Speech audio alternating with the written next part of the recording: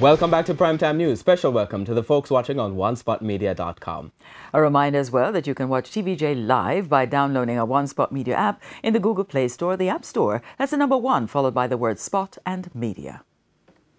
First up this evening, the Office of the Contractor General has recommended that the police and the Director of Public Prosecutions conduct an investigation into the awarding of contracts by the St. Ann Municipal Corporation and the constituency office of the Member of Parliament, Lisa Hanna. The recommendation was contained in the OCG's report on the matter that was tabled in the House of Representatives on Tuesday. TVJ's Anthony Lugg reports.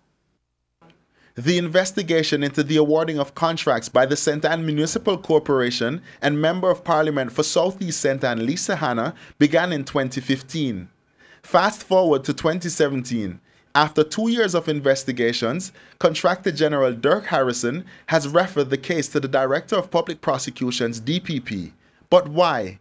In the report, the OCG recommended that the authorities investigate whether the decision of Ms. Hanna to propose the awarding of contracts to 12 persons affiliated or associated with the People's National Party, PNP, gives rise to a conflict of interest.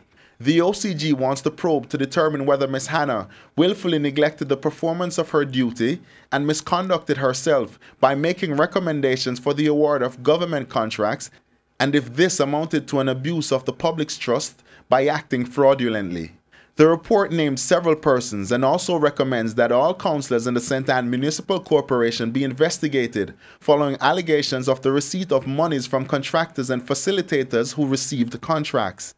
He has also recommended that a criminal investigation be conducted to determine whether well-known businessman Richard Lake, a close associate of Ms. Hanna, interfered or committed an act of obstruction during the course of its investigation.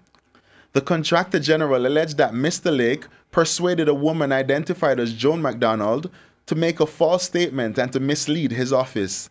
Mr. Harrison has also recommended that a criminal investigation be conducted in all 53 contracts awarded by the constituency office and the municipal corporation. Anthony Lugg, TVJ News.